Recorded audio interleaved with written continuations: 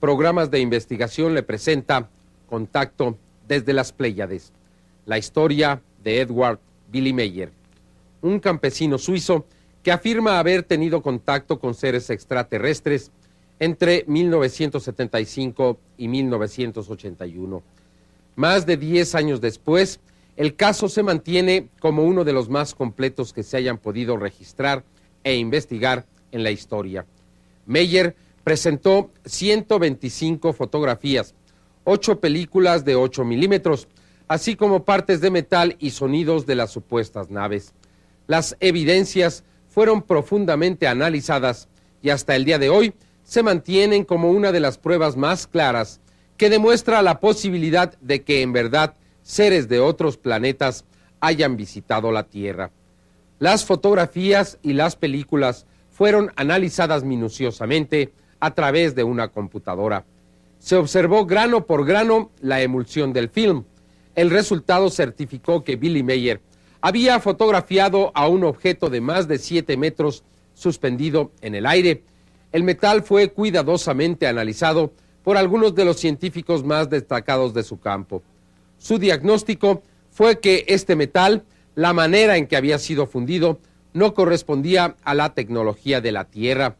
Partes de oro, plata y aluminio unidas entre sí, pero sin fundirse.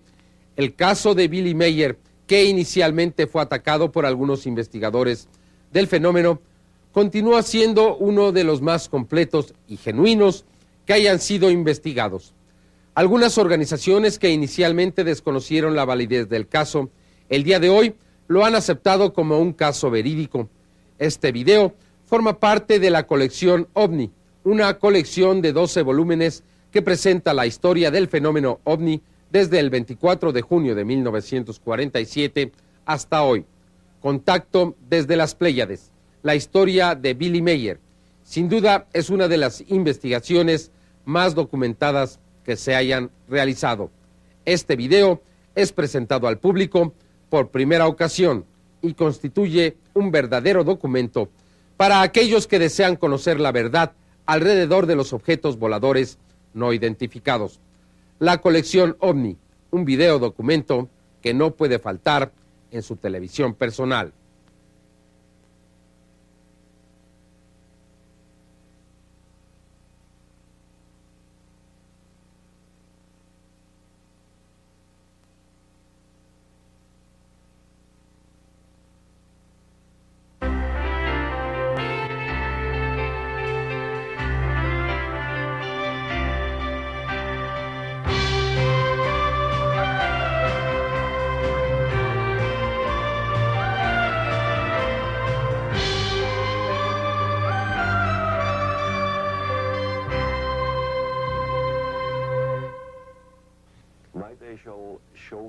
En la historia de la investigación del fenómeno extraterrestre, el caso de Billie Meier, un granjero suizo, permanece como el más completo. Más de 125 fotografías, 8 películas de 8 milímetros, partes de metal y grabaciones de audio demuestran la fortaleza del caso. Las advertencias y predicciones presentadas hace más de 10 años corroboran la autenticidad de la fantástica historia de Billie Meier, como el hecho de que se abriría un hoyo en la capa de ozono y que el gas de bromo y sus derivados eran los más peligrosos. 10 años después de haber concluido esta experiencia, aún se mantiene como una de las más importantes y espectaculares en la historia de la investigación del fenómeno extraterrestre. The first 2 years, especially Lee, he tried to disprove the case. He tried to understand how Meier had the capabilities of hoaxing all of the material. All of the analysis that we did, the photogrammetric analysis, the movie footage analysis, metal analysis, sound analysis, nothing could determine how he hoaxed it. It all came out very positive. So for 2 years, we were involved in this discussion of trying to figure out how he did it. And what was interesting about this man is we put him through a lot of hell. We conducted PSE examination, psychological stress evaluation. We invaded his private domain, his house. We lived there.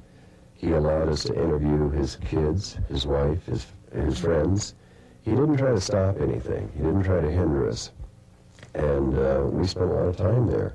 So we felt, gosh, this guy, he seems legitimate, but still we had to try to prove it to ourselves that this was really happening. And we had to conduct a lot of science and scientific investigations. But after 2 years, we found it was easier to believe he was having contact than trying to figure out how he's manipulating this whole story. How's he getting metal? How is he bonding metal in a strange way? How is he taking these photographs unless they're real? And plus there was 40 witnesses confirming his story. El coronel del ejército, retirado, Wendell Stevens, primer investigador que entró en contacto con Billie Meier, nos ofrece su opinión 10 años después. También recuerda algunas de las predicciones que se hicieron a principios de los 80s y que se hicieron realidad durante la última década. El caso se mantiene. 10 years after, we are convinced that what we saw, observed, and reported at that time is exactly as we reported it. Yes, that's correct. Then you make a lot of testing after that. What happened? What were the results of that testing? Well, the results of the testing showed that the metal samples were truly exotic. To this day, we have never found a way to duplicate those pictures that Meier took.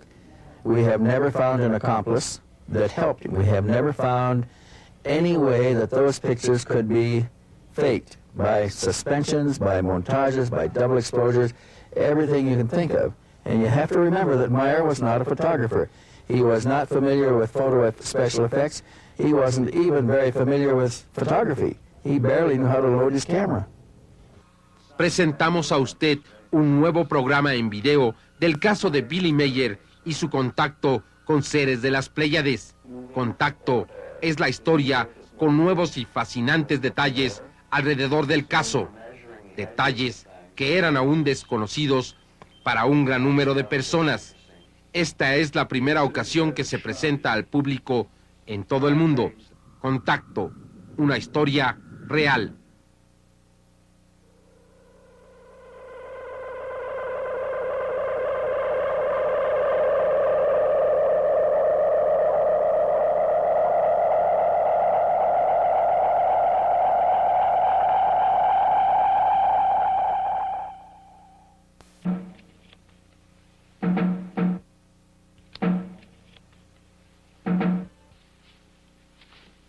When Meier is about to have a contact, he receives a cooling sensation on his forehead.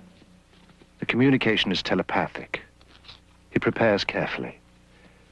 He is usually taken aboard the beam ships, but is unable to describe their interiors very well. There are no words, he says. Apparently, they are totally unfamiliar. The gun is a precaution, due to the threats on his life. The hat is a favorite, one he picked up on his travels in the Middle East. The tattoo he received during a brief stint as a sailor. He dresses well because he can be gone for hours and the weather in these mountains changes constantly. The walkie-talkie is a necessity because he is often left far from where he parked the bike and must call to be picked up.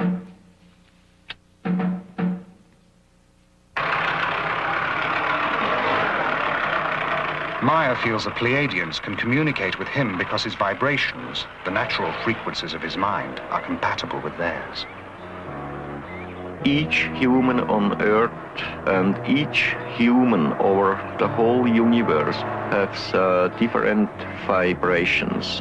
The vibrations of human is made out of his thinking, and the vibration themselves, they are something like magnetic electrical waves, and they are turning from human to human, from planet to planet, and over the whole space of the universe.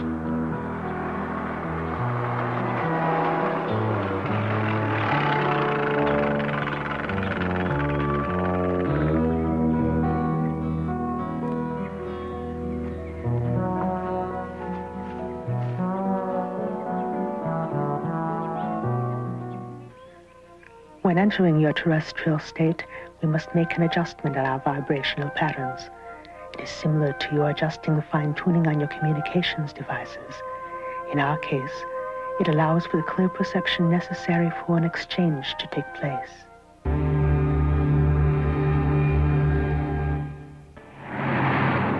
The place is Switzerland. The time, early spring, 1978.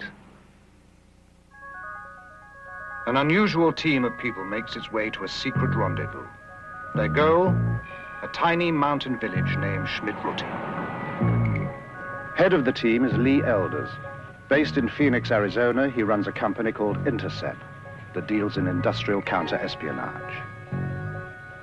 Britt Elders, his wife and partner in Intercept, specializes in electronics.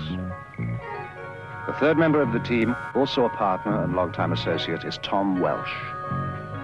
They were brought here by Wendell Stevens, retired Air Force colonel and for over 20 years one of the world's leading UFO investigators. Their mission? To check out one of the most remarkable UFO cases ever reported. One that has been called alternately too good to be true, the hoax of the century, or the start of a new age for humankind. Stevens leads them over a circuitous route, winding through back roads and stopping often along the way. Why all the precautions? Well, I didn't want to tell you this before, but this man's been shot at. Shot at? Yeah, somebody's trying to kill him. Why? I don't know. There's some people are spooked by this whole thing, and he's being threatened. Thus begins what was to become a 5-year investigation. Before it is over, they will be embroiled in controversy and forced to use every resource at their command. Hi, Billie. Yeah. I brought my friend's been telling you about. This is Britt Elders. Hi. Good to meet you. Lee Elders. His name is Edward Meier. He is called Billy, an old nickname that sprang from his fondness for heroes of the American West. Buffalo Bill, Wild Bill, and Billy the Kid. He is a farmer. He claims he has been in contact with beings from another world. He also claims to have proof of these contacts. Mr. Meier, when did the experiences begin?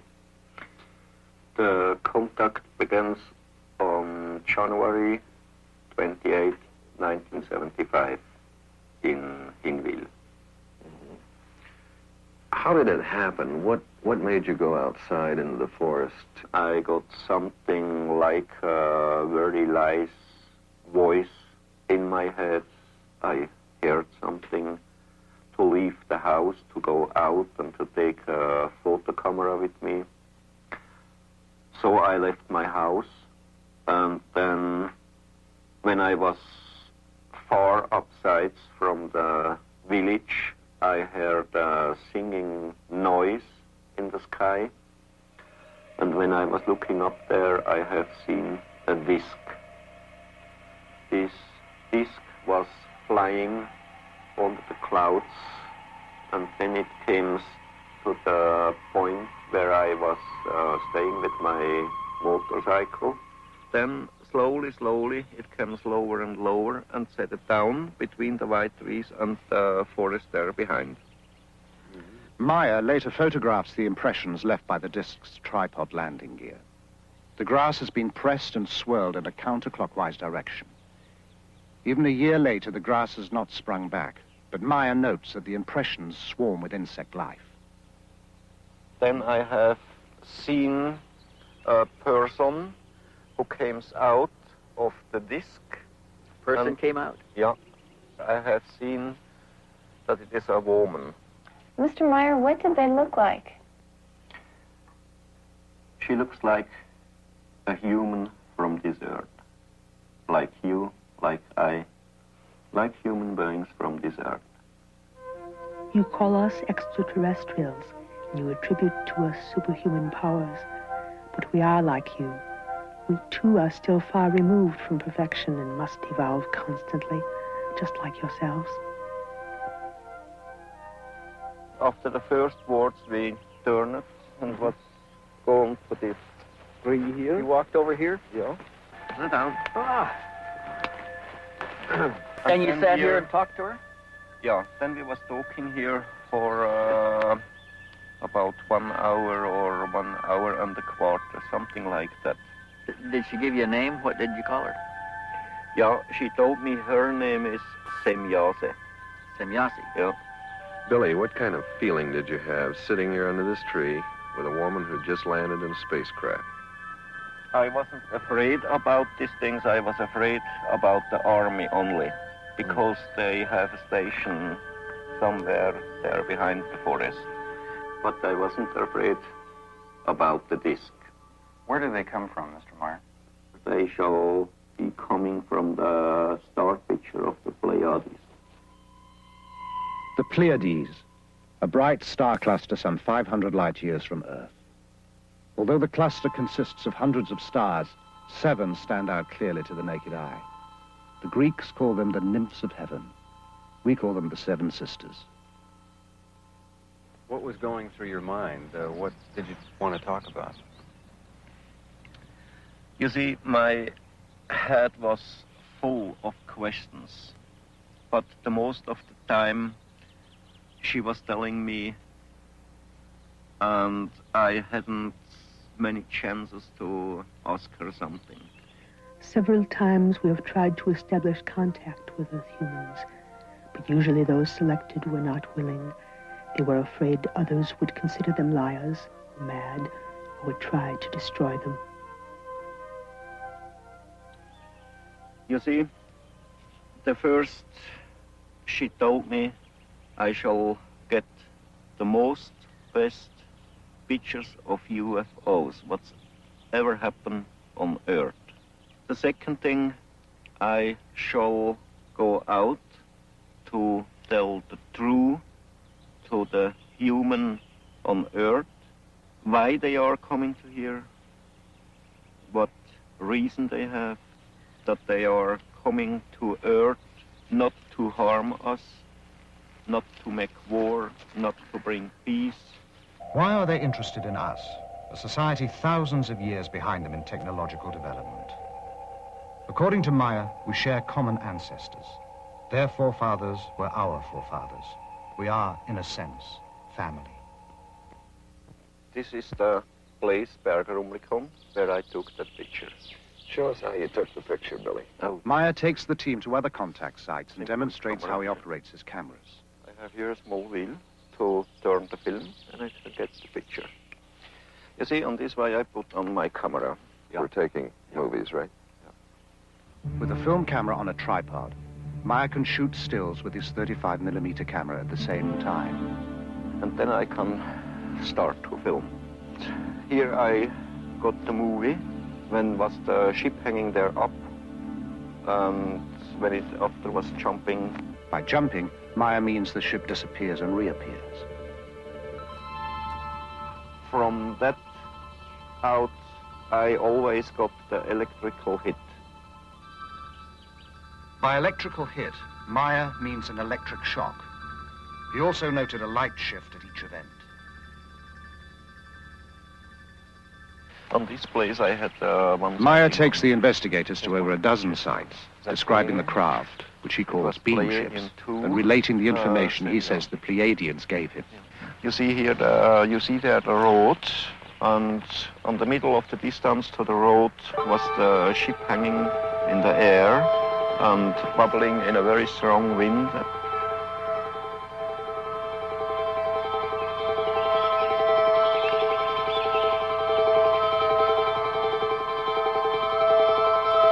And in the background on the road was driving cars from Teilingen to Rumlikon and from Rumlikon to Teilingen. But if somebody have seen something about the ship out of the cars, I don't know. You didn't hear anything after that? No, no nothing. reports. No. But there are other witnesses to some of the sightings. Ernst Keller-Müller lives down the mountain from the Meier farm. And what did you see from here, sir? Wat zijn ze gezien? Gewoon twee had he gesichtet. We saw the lights and then they disappeared and then they came on again. That's why he noticed it. And then what happened? Wat is er nog passiert? Dann hat sich das, was abgelichtet hat, sich dann leicht abgesenkt, ein Stück weit. The one that had the light going below also went down. Went down to the ground? Not all the way to the ground, but the other ones stayed in the same place and this one went further down. Isn't that the direction of Schmid-Ruti over there? Yes, that's the direction of Schmid-Ruti. Have you ever heard of anything going on over there in the Schmid-Ruti area? A couple of days later, he called Schmid-Ruti to find out. Did you know Mr. Meier at that time? Had Sie dort Herr Meier gefällt? Nein. And then behind us the forest, it was a little light. Bernadette Brandt, a computer programmer. So? And it jumps like a ball. Like it bounced? Like a ball. It goes up and down and up and down. Did it get bigger? When it goes up, no, the same greatness. When it goes up, it was white, and when it goes down, it was red. The nearest thing to a government official in the area is the postman in the village of Schmid-Ruti. Have you seen any of the photographs yourself? Only 2 or 3. Do you believe them? He says he can't imagine how you can take a picture like this. He's the kind of a guy who only believes what he sees himself. Jakob Bertschinger works the farm with Meier. Okay, he saw the light ball going away from here, but then it stood still, that ball of light, and changed direction, came directly towards him with an unbelievable speed. My name is Elsie Moser. I'm living in Niederglatt. I am a school teacher. The first time when I saw it, it was up here I saw it with about 7 other people. Were you frightened? No, not at all. I was thinking, oh, well, okay, now I have seen one. Guido Moosbrugger is not a neighbor. He lives about 2 hours away in Austria. He heard about the Meier experiences and came to see for himself. Have you ever had any experience with Billie in connection with these things that are going on here? Yes, I have seen a few demonstrations myself, especially at night, and was present at the landing site during one landing. And I saw other things. A lot of things happened in those 6 years. You have seen things with your own eyes. Did you ever photograph anything? I was allowed 2 times to photograph at night. As we sat inside the car, we saw all of a sudden to the north, above the meadow, out of nowhere, a fire-red disc, about as large as a headlight. And then what happened? And then it suddenly disappeared. Then there was a short pause, after which, at the same place again, appeared all of a sudden a silvery white ball. Then there was another pause. And then the same ball appeared again. It flew toward us, got larger and larger, then shrunk, collapsed, and then, like magic, it was gone. And best of all, it looked like a shower of sparks. In all, over 30 other witnesses corroborate Meier's testimony. The contacts continue at a furious pace, sometimes 2 or 3 a week. Meier claims to have had over 130 meetings. He has taken hundreds of photographs and has over 3,000 pages of notes. For a long time, we've had an urge to contact someone who sincerely wants to be helpful in our mission. Here and there, we open such contacts with inhabitants of different worlds, but only when they have developed enough to become rational, thinking beings. Then we prepare them for the thought that they are not the only rational, thinking beings in the universe. Poppy, how long have you and Billie been married? Now, 60 years. And you were married in Greece? Yes. Uh-huh. What did you think when Billie first told you about these experiences? Her English shaky, Poppy reverts to German. Ja. Schwierig im Anfang gewesen. It was difficult at the beginning. Weil because she never knows anything about this case. Well, she didn't know. No. When did she find out? She says Billie takes a long time that her tell her something from the UFO. And then how did you feel about it? Unruhig einerseits, weil and she was thinking why this happened all to me, and ask him some questions about all this case. And it was very difficult for Bobby. Were there times when you had just had it up to here and you couldn't take any more? She never was thinking to leaving this whole case, but she was crying and fighting against Billie and against the whole case. At one point, Poppy admits, she was so fed up she burned half the photographs. Today the feeling is other because she knows very well about the whole case and things about the Pleyades, and this is very important for her. Listen here.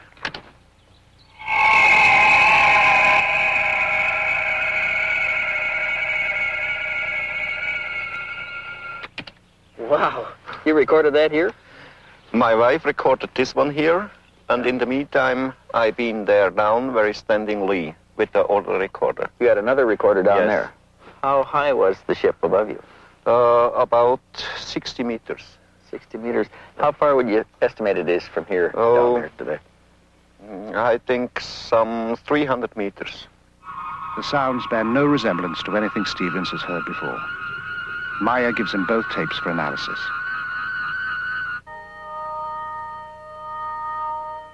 How do they contact you, Billy? How do you know to go out and meet him?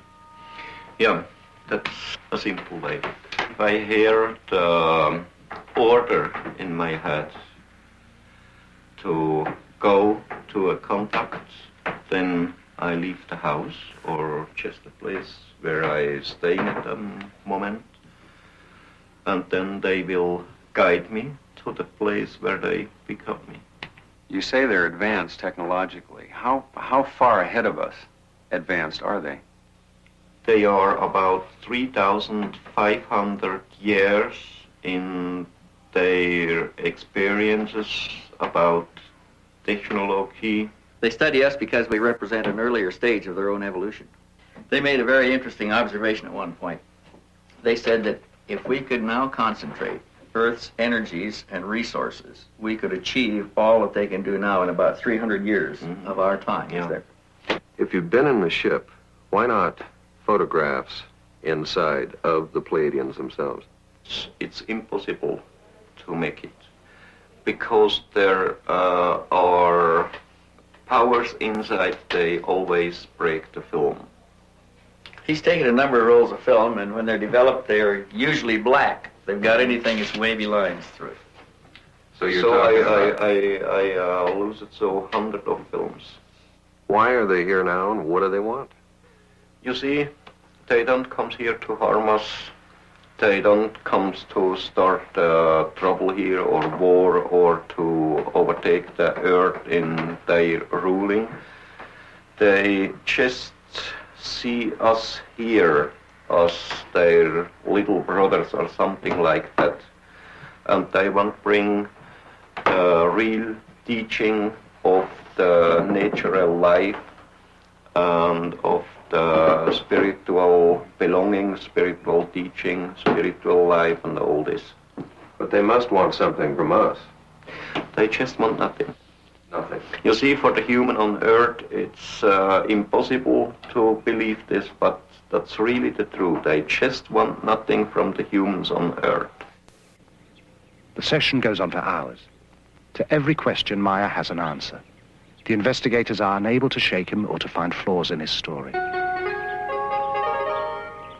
Overwhelmed by the evidence they have gathered, the team meets to plan the next stage of the investigation. We're getting it all. We'll leave tonight? Yeah. Okay, on Meier, I think Meier is a very sincere and honest type person. What do you think, Steve? Has anything changed since you were here? The man seems to be the same, but there's some things changing around him. He's better off. He's got more people around him. More things are happening, but he still is basically sincere. What about the psychological aspects to the man? Do you think it's possible that he's a little schizoid? I mean, it's difficult to tell if what he's saying the Pleiadians are telling him is actually coming from them or coming from him.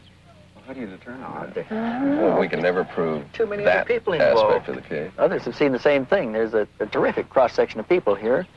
You've got a school teacher, you've got a commercial pilot, you've got a businessman, you've got a CPA, They're as good as any average cross-section of society we've got. And they all tested him themselves to their own satisfaction before they ever got this far.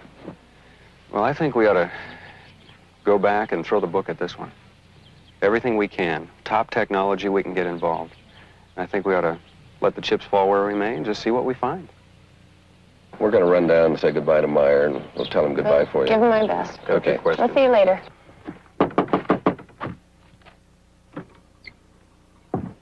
They've done what they can here. Meier has turned over all his material, but he has one more surprise in store. So we want to thank you for all your time and trouble. Oh, yeah. Okay, just a moment, wait. Hey? I have you something. Here. What's this? Metal samples. Metal samples? Yeah. Where did you get these? I got it from Symbiose, and she brought them from Era. Are they extraterrestrial? Yeah. Metal samples. The kind of hard evidence Stevens had hoped for.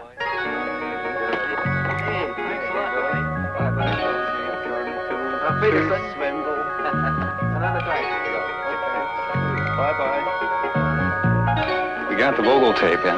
Great. Back in Phoenix, the investigators begin to sort out the massive material Meier gave them. There are hundreds of photographs, the 8mm films, sound tapes of the beam ships and the fragments of metal. They know they will have to call in scientists from a variety of fields to help assess the evidence. The task appears monumental. They decide to check the photos first. If these are fake, the rest doesn't matter. Here we have our image. The ground is below. We'll place this on the platen, emulsion side up, in order to focus on the emulsion. The first step involves translating the photographic image into digital information, the language computers can read. We can start this machine from the point which it is at now and scan 500 lines, 500 points per line at a very small aperture and watch the result of this scan being placed, digital information, keep in mind, onto a display. All right, over here on our display we can observe what the densitometer is doing. This microdensitometer is the same one used to help analyze the photos beamed back from space by the U.S. Pioneer mission. And tell it that we want to go 5 microns between each pixel. It will be digitizing a ½ centimeter square, scanning the first lines. The digital information will be sent on for an analysis that will take weeks to complete. Meanwhile, Welch and the elders decide to learn what they can of the history of UFO experiences. But can you give us some more background on this phenomenon? What is this all about? Well, it's not a new thing, Lee. This thing's been going on for a long time. How many sightings have there been? One of the researchers calculated that there may be as many as 70,000 reports in a year worldwide. Is there anything these sightings have in common? Okay, there are some common things commonly reported. First of all, they're always accidental. UFO pictures, up to this point at least, are accidental. They happen once and they're gone. In Stevens' files are over 3,500 photographs of UFOs, some from early in this century. Most were single sightings, some observed by several people at the same time. In Perry, Ohio, the whole town watched a UFO at twilight for 30 minutes. In Brazil, a Navy photographer took a series of photos of a UFO flying over his vessel. Observers at NASA have spotted UFOs at our space launches. Tientsin, China, Woonsocket, Rhode Island, Norway, Corsica, Japan, New Jersey. These are among the sightings that are reported. No one can guess how many go unreported. Mary, do you have that file that we had on spectrographic analysis that we did?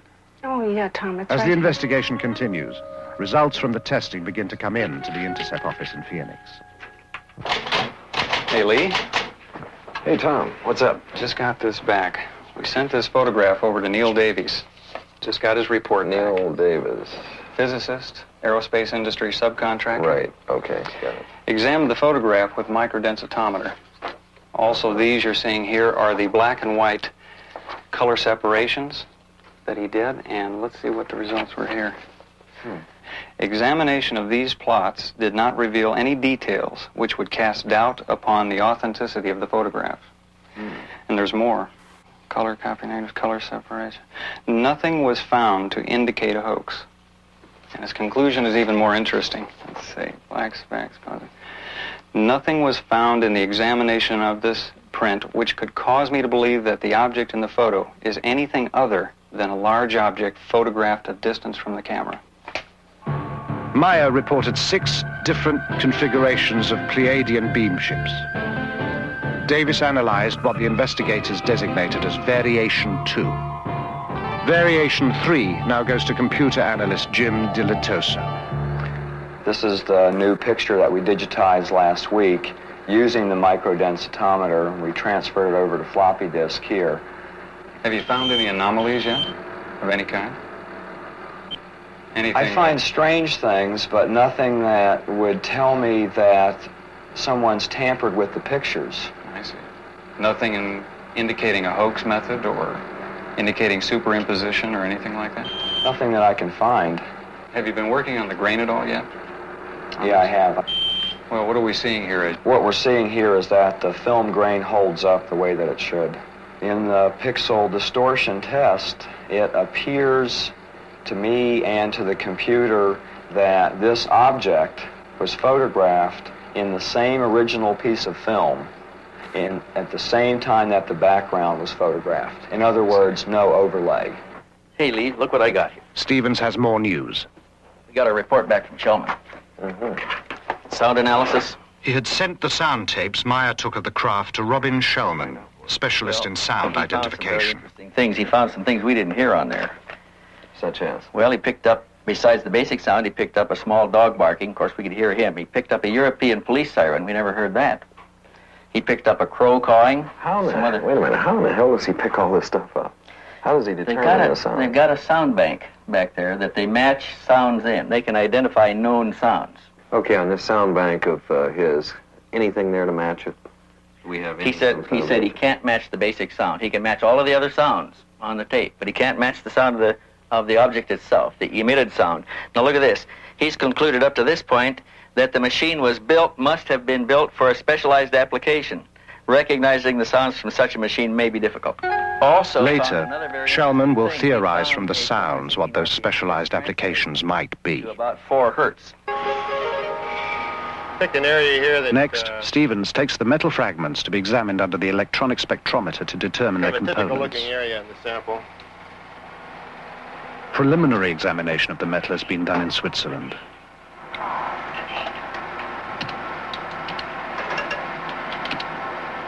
And we've got the little marker bars here that we can line up on each peak as they come up. This one indicates we have silver there. Over here, let's see. We got some copper, small amount of copper.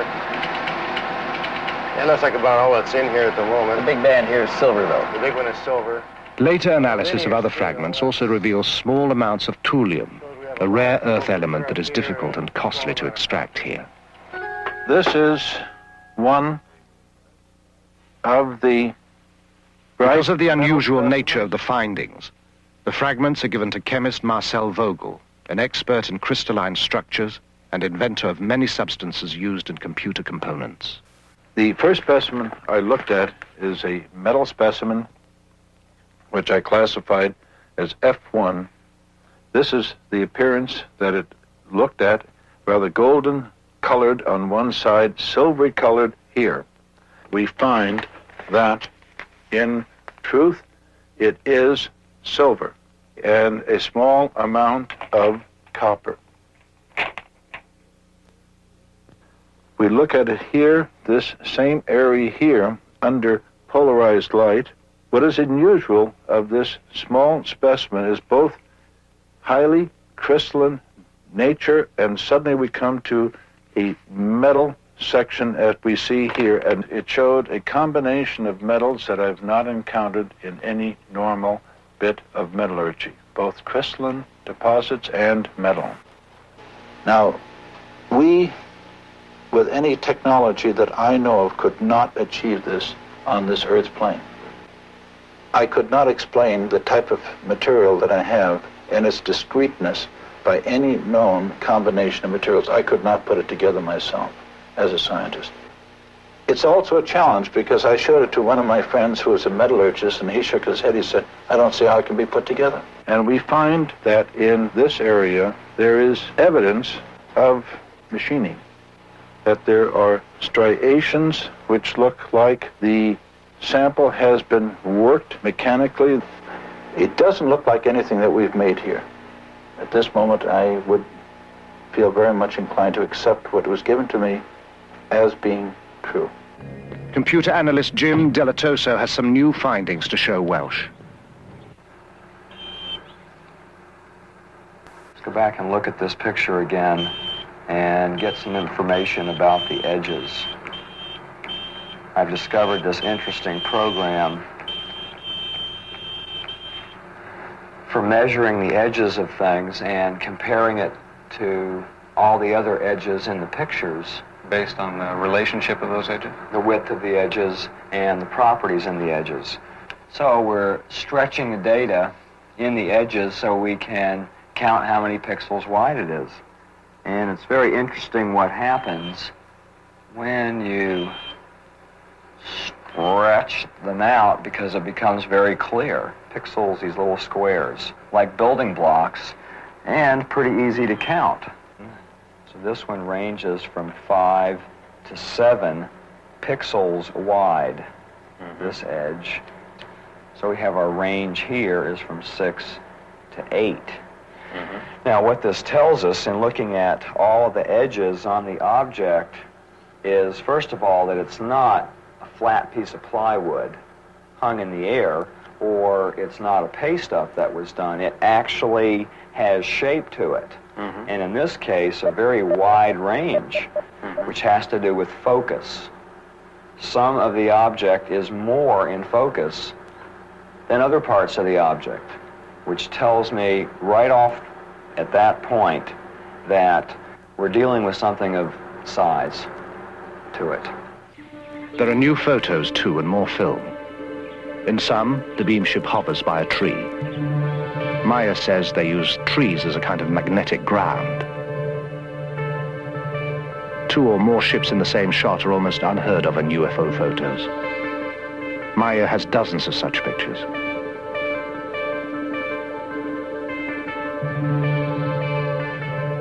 Ships below a horizon line, such as a hill, are even rarer. In this photo, a Variation 2 ship controls a smaller unmanned drone ship, designated as Variation 5. In one demonstration, a Variation 3 ship exhibits a behavior Stevens has seen before. We have often reported a nipping flight. We also have a wobbling flight, where it wobbles around a vertical axis. The bobbing effect, Meier explains, is due to the ship riding the waves of the Earth's magnetic field, much as a boat on the ocean. What size is that ship, Billy? They told me it's 7 meters. One of the most frequent spots for the contacts is Obersadeleg, a wide valley just 10 minutes from the farm at Schmidruti. Here, Meier took one of his most spectacular series of photographs. Between both roads. And you can see here these lighty trees here. That's there up. And here on the left side, this hill. What's happened there behind. And the trees here down. It's that one there. Yeah. Okay, then where did this come in? This picture I took there. If you go left side a little bit, here. If you go down, like this way here. The beam ship stayed in the area for almost 20 minutes, flying slowly, often skimming the treetops, sometimes just hovering in place. And the ship was a little behind them when I took this picture. And just now the trees are growing up in the last months. They are about 1.5 or 2 meters higher than at that time when I took this picture. Then where did it move? It left that place to the left side. Something like this. And then it was moving over there. You see here the small tree, where it's happened there. And this one, that's that there. Did it come across in front of the trees like this? Yes, yes. And you can see there behind, left side of this one, these three, the higher one there. Yeah. And after this picture, I got the other one to that position there. Further over? Yeah. Wait a minute, I think we got another one in here now. Yeah. The one in between But there, right? I had to go back a little bit there down, and from there I took the picture. That's the three there down, what you can see. The investigators are impressed by the vastness of the valley, the steep drops and the obvious difficulty of hanging models from anywhere to fake the pictures. The stunning clarity of the pictures and the accessibility of the site gives the investigators the chance to put the photos through another test. Billy, we're using this to measure distance. It's the latest in infrared measuring devices. It's actually a small computer. It's made by Wild Heerbrugg here in Switzerland. And what we're trying to do here, Lee is up there with the reflector. And what this will do is send infrared light out and reflect out of that reflector back here. And this will rapidly tell us the distance and will also tell us how much higher or lower he is. That's about where you're standing, right there. That's right, the place, yes. Okay, we'll go to on systems. The precise measurements and photos are fed into the computer. The edges of known objects, such as the trees and the hills, are translated into pixels. Since these measurements are known, the number of pixels in the edge of the unknown object, the craft, gives its distance.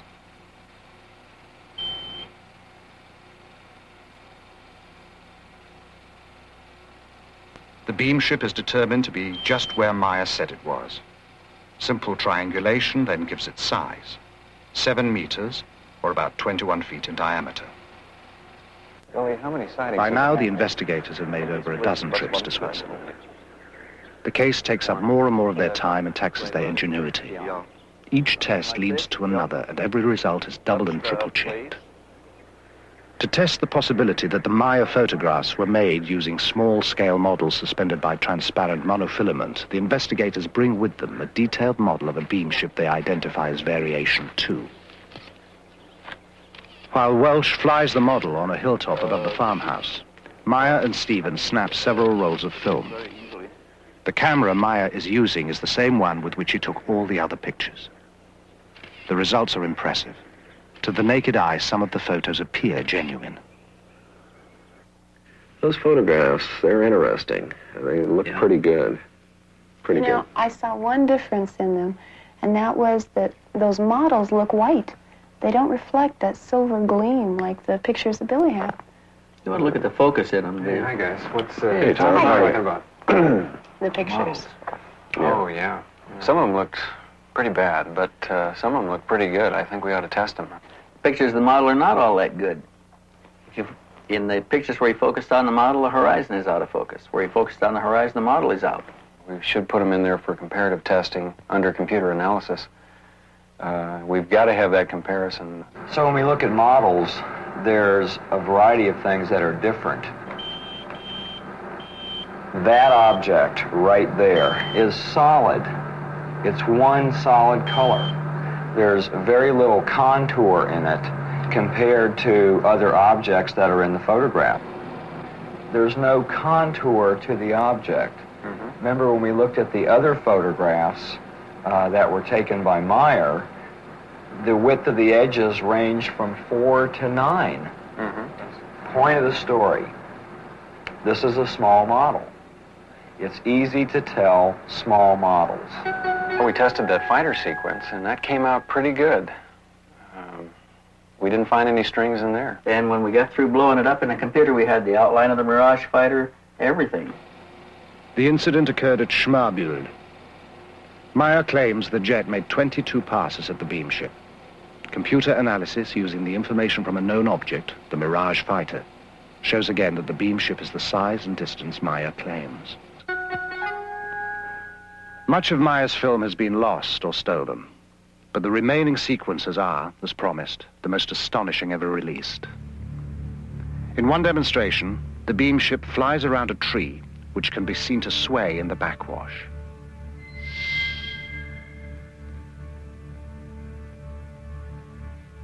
Once again, in slow motion.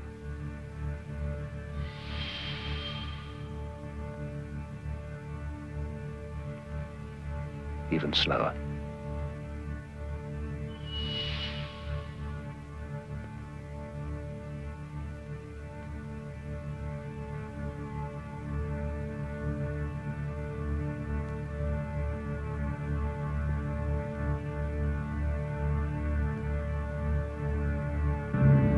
Later, Semyasi brings a new beam ship to pose for Meier's cameras. A variation quite unlike anything he has seen before.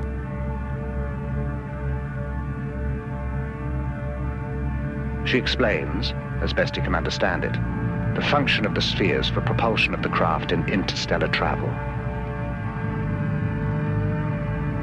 The team had shown the Meier material to a variety of experts in an attempt to learn if any of it could be duplicated. They estimated it would require expertise in at least a dozen different fields, including metallurgy, astronomy, ancient history, and psychology.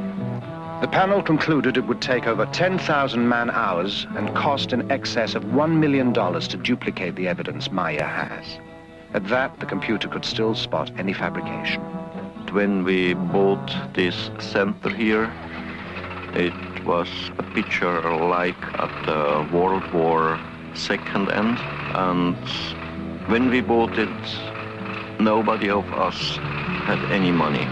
We was working practically day and night for several years, many times 22, 23 hours a day. And so we built it up, everything here up on the land, and so it grows slowly, but it's all real, our handwork.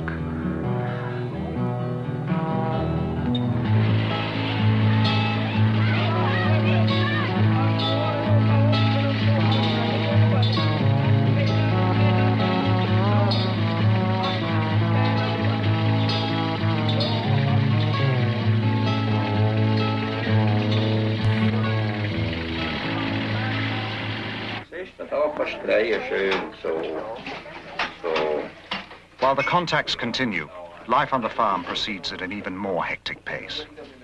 To help free Meier, volunteers take on a lot of the routine work. But their very presence, their questions, even their enthusiasm create as much strain as they relieve.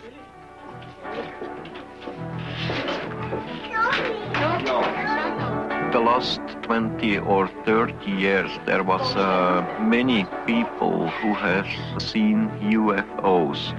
There are many people around the world who likes sensation only. Other one who are doing hoax to get money, maybe to get a name. But there are really many contacts and many people who have seen UFOs. Between his work for the Pleyadians and the demand for his attention on the farm, Meier finds little respite. For moments of precious solitude, he retreats to the land he knows. Above everything stands one force alone. We call it the creation. It regulates the laws over all, the life and death of everything in the universe, because it is everything in the universe. Real spirituality comes from the understanding of the laws of nature, the natural working of cause and effect, each contributing to and sharing with all. When you indulge in ritual and ceremony, real spirit pines away until it is gone. A spiritually developed being acknowledges creation in all things, from the largest to the smallest. Following this way, fears and doubts vanish like rain before the sun. The story is by now a sensation in the European press. Every major magazine features Meier and his photos. Television coverage from as far away as Japan spreads the message to a public hungry for even more information. The quiet farm is suddenly a mecca, inundated with visitors eager to meet Meier, see the photos, hear his experiences firsthand. Agapula, come exo. Oota mä oon eksa, millä ei me optis.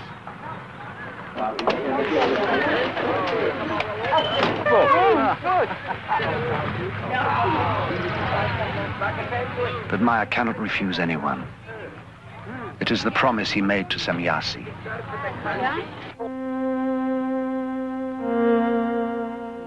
You have whole organizations which investigate our beam ships, but they have little material which is really authentic.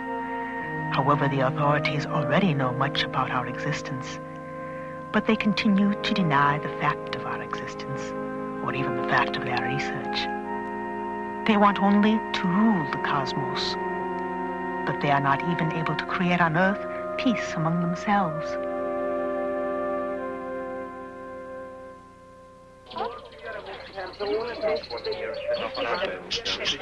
Many of those who come seek answers, assurance, even the promise that someone or something will save us. If we want peace and knowledge and love and everything here on earth, we have to change everything by ourselves as human beings from this earth.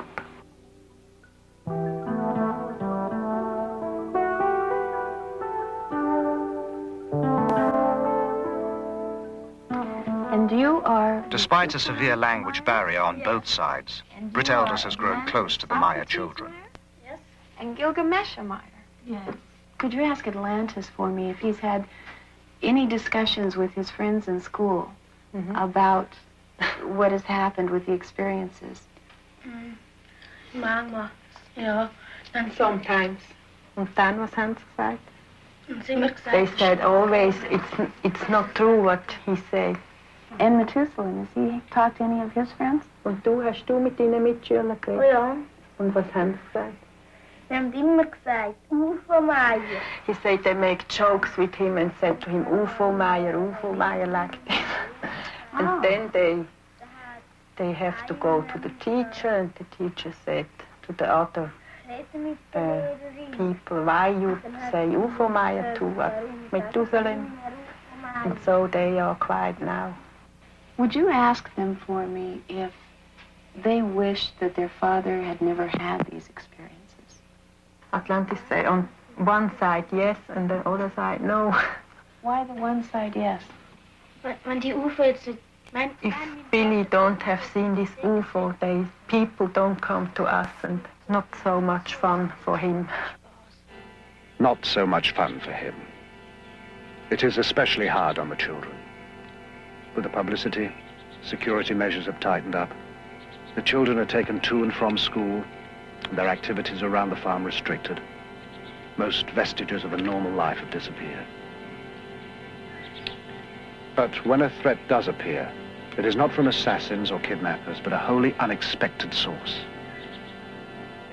One night, the household is awakened by a brilliant light that bathes the whole area in an eerie glow. Meier, disturbed because he has had no telepathic indications, grabs his gun and his camera. The light changes shape and intensity. It moves out over the valley, illuminating the valley floor, rising and falling until dawn, then disappears. At his next contact, Meier asks Semjase about the phenomenon. She has no explanation. The Pleyadians do not know what the strange lights could have been. Meier is shaken. You know, everything is going on more and more difficult. I get trouble here in Schmidrütti. I get trouble with the government, with the people around us. I can understand this, Billy. It's not unique. Anybody that has an experience runs into problems. But the experience is unique. You've got to keep going here. That's true. But, you know, there come some people here from the morning to the evening. Too many of them. All of them want to talk with me. I get trouble with them because I say no. There is some other people who likes to kill me, who likes to kidnap the children. I know it's got to be very hard on you, Billy, but we've got to go on. Yeah, that's to say very easy for you, Now, but not for me. I put a lot of time in this. We've taken your pictures back, we've tested them, we've tested the metal, we've tested the sounds. They all test good. You've got the best evidence that we have in any case, and I've been at this for 20 years. Yeah. And we can't stop. And what you find it out, all of it? Is it not true, or is it... Well, we're finding evidence that tends to support the case. It looks like it's really happening. Now, you have your own truth, and you know what's happening, but we've got to demonstrate this to ourselves and to the rest of the people. Please give it some serious thought. I need you. Yeah, that's true, but just now I don't know what I shall do, you know. I'm down, my nerves are playing crazy. My mind slowly is turning over. I have to think over about it. Please give it some serious thought, Billy. We can't stop now. We don't have any other way to go. But I think the world needs to know. I think you feel that the world needs to know, but you just don't want to be the one. Somebody has to be. I know, but I have to think over about it. I don't know. Just now, I don't know. For myself, I don't worry. I know the people over all the world calls me sometimes foolish, but too there is some other people who is thinking a little bit. There is other people who is thinking much, and then I don't worry if some of them calls me foolish or mad. Then I think it's very necessary to fulfill my mission, and I don't care about my health, I don't care about my life. If I have to lose my health or my life in fulfilling of my mission, then I have it to do.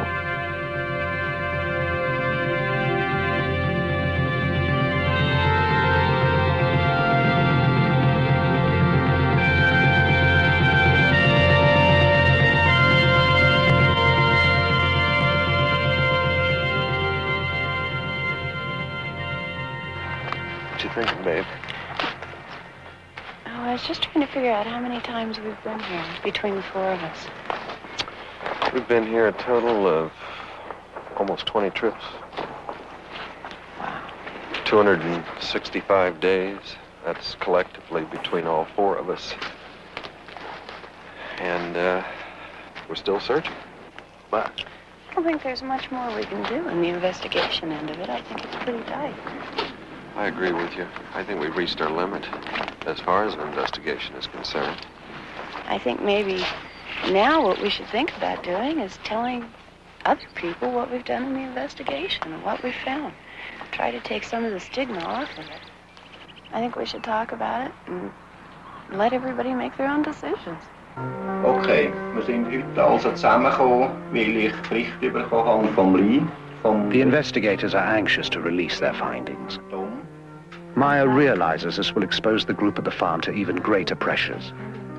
He puts the issue to them, emphasizing that with wider publicity they can expect even further disruptions in their lives. But the others too feel it is time. They will do what they can.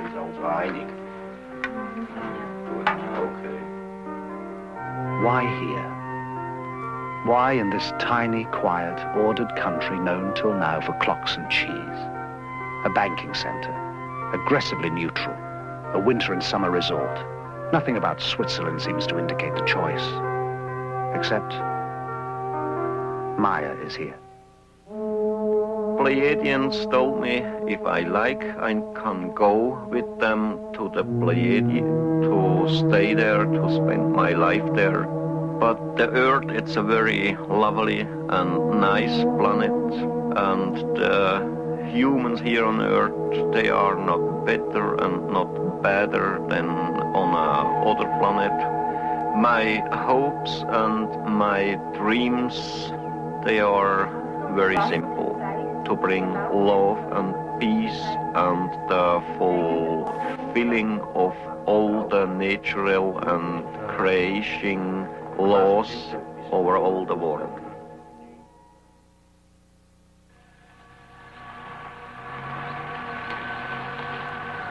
We are not superior beings, nor are we missionaries, but we feel duty-bound to the humans of Earth to tell them the only thing limiting the progress of the Earth human is the Earth human himself.